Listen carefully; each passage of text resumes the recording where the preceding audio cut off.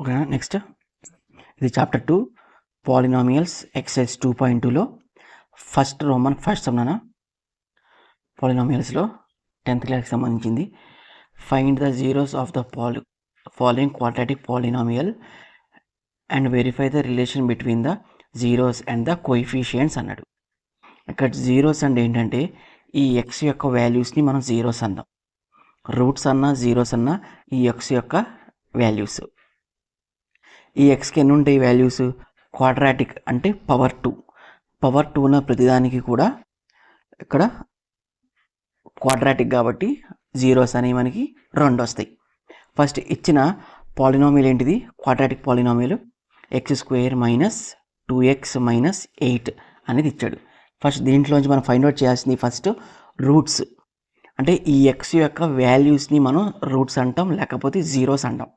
ఈ యొక్క ఎక్స్ యొక్క వాల్యూస్ని ఫస్ట్ నేనేం చేస్తున్నానంటే ఇక్కడ ఈ కోఎఫిషియంట్ ఆఫ్ x² ఏదైతే ఉందో ఇక్కడ ఇవ్వలేదు కాబట్టి 1 ఉన్నట్టు. ఈ 1 నెక్స్ట్ కాన్స్టెంట్ ఏదైతే ఉందో దాన్ని మల్టిప్లై చేస్తున్నా. 1 × 8 ఈ రెండింటిని మల్టిప్లై చేస్తే ఎంత వచ్చింది? 8. ఓకేనా. నెక్స్ట్ ఇప్పుడు ఏం చేయాలి? ఈ 8 యొక్క ఫ్యాక్టర్స్ రాసుకోవాలి ఫస్ట్ మనం. 8 యొక్క ఫ్యాక్టర్స్ 1 × 8 నెక్స్ట్ 2 × 4 2 × 4 ఈ ఫ్యాక్టర్స్ ఇవే వస్తాయి మన ఫ్యాక్టర్. ఈ 4 వస్తాయి ఫ్యాక్టర్స్. నెక్స్ట్ నంబర్స్ తీసుకున్నాం.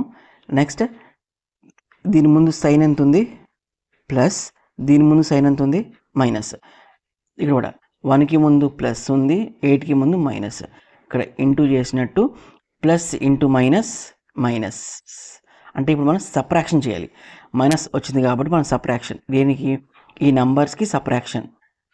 అంటే 8 - 1 7. నెక్స్ట్ 4 - 2 2 వచ్చింది. ఓకేనా. అంటే ఈ ఏదైతే నెంబర్ వచ్చిందో అది మధ్యలో ఉన్న నెంబర్ని మనం తీసుకోవాలి. ఇక్కడ ఎంత ఉంది? 2 అనే నెంబర్ ఉంది కాబట్టి ఇక్కడ 7 కాబట్టి ఇది మనం కన్సిడర్ చేయకూడదు. నెక్స్ట్ ఇక్కడ 2 ఉంది కాబట్టి ఇది మాత్రమే మనం కన్సిడర్ చేసుకోవాలి. అంటే ఈ x² - 4x + 2x - 8 అని చెప్పి రాసుకున్నా. అంటే ఇక్కడ మధ్యలో మైనస్ ఇచ్చాడు కాబట్టి ముందు పెద్ద నెంబర్ రాసుకున్నాను నేను. మైనస్ ఇచ్చినా ప్లస్ ఇచ్చినా ఆ పెద్ద నెంబర్కి బిగ్ నెంబర్కి ఆ సైన్ క్యారీ ఫార్వర్డ్ వచ్చేలాగా ఆ సైన్ వచ్చేలా రాసుకున్నాను. మైనస్ కాబట్టి -4 ఇది = 0. నెక్స్ట్ ఇప్పుడు దీంట్లోంచి ఈ 2 టర్మ్స్లోంచి కామన్గా వచ్చేసి బయటికి రాసుకుంటాను నేను. అంటే ఫర్ ఎగ్జాంపుల్ ఇది ఈ ఎక్స్ని రాసుకోవచ్చు మనం. x × x అని చెప్పి రాసుకున్నా. -4ని 4 × x దీన్ని ఇలాగే ఉంచేసా. 8x - 8 = 0. ఇప్పుడు ఈ రెండింటిలోంచి మనకు కామన్గా ఏముంది? కామన్గా ఈ x ఉంది. ఆ x అనేది కామన్గా బయటికి రాసుకున్నా. మిగిలింది ఇందులో x - 4 ఉంది. సేమ్ ఇక్కడ ఏ బ్రాకెట్ అయితే వచ్చిందో సేమ్ బ్రాకెట్ కూడా మళ్ళీ ఇక్కడే వచ్చేలా రాసుకోవాలి మనం. x - 4 = 0. ఇప్పుడు ఈ వచ్చిన బ్రాకెట్ని ఈ థర్డ్ టర్మ్ ఏదైతే ఉందో దీంతో ఒకసారి కంపేర్ చేసుకుంటున్నాను నేను. ఇక్కడ ఏ నెంబర్స్ వచ్చినా మనకి x మాత్రమే రాసుకున్నాం మనం.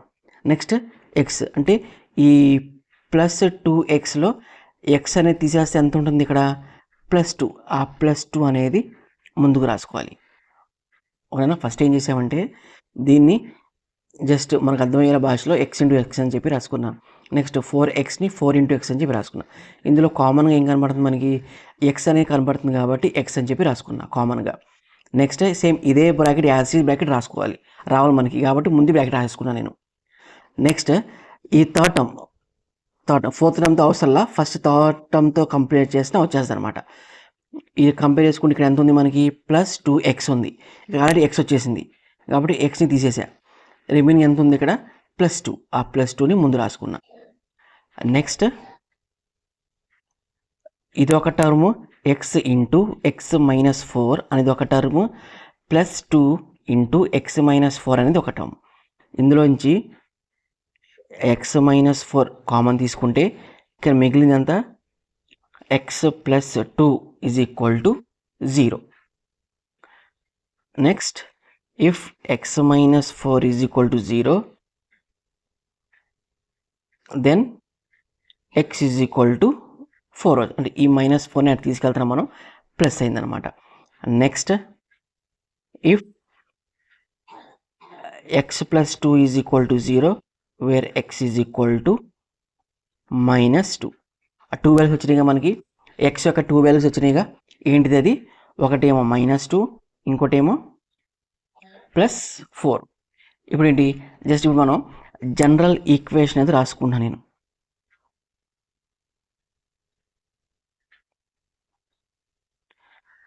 జనరల్ ఈక్వేషన్ ఏంటిది? Quadratic general equation ax² plus bx plus c is equal to 0. అది జనరల్ ఈక్వేషన్ అనమాట. కానీ అడిచ్చిన పాలినామియల్ ఎంత? పాలినామియల్ వచ్చి x² మైనస్ 2x మైనస్ 8. మన ఇక్కడ ఈజ్ ఈక్వల్ టు 0 రాసింది కాబట్టి ముందు ఈజ్ ఈక్వల్ టు రాయకూడదు. Is equal to 0. 2x² minus, మనం ఆ రెండింటిని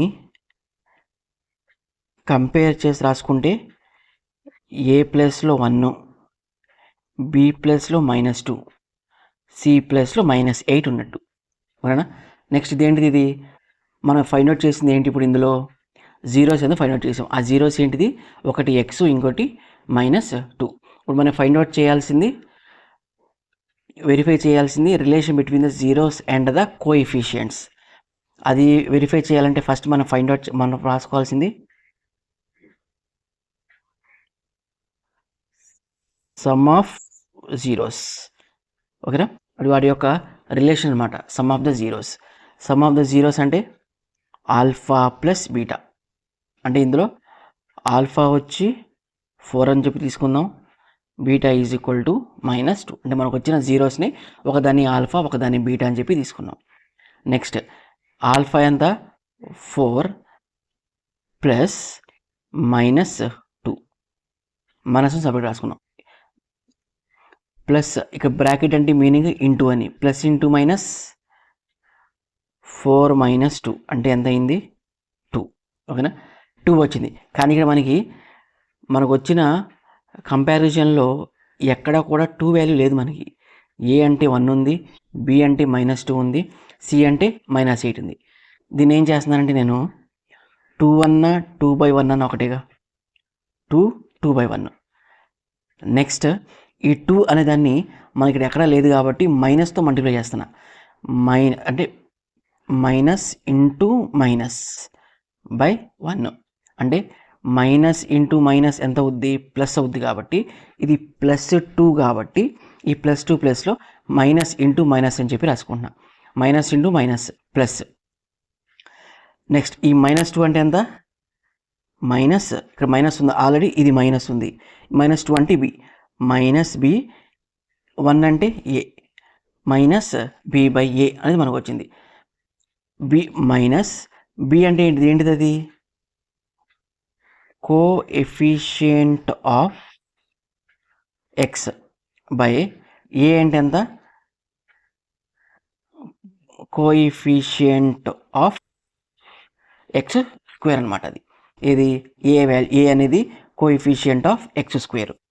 next some of the zeros అయిపోయిన తర్వాత ప్రొడక్ట్ ఆఫ్ జీరోస్.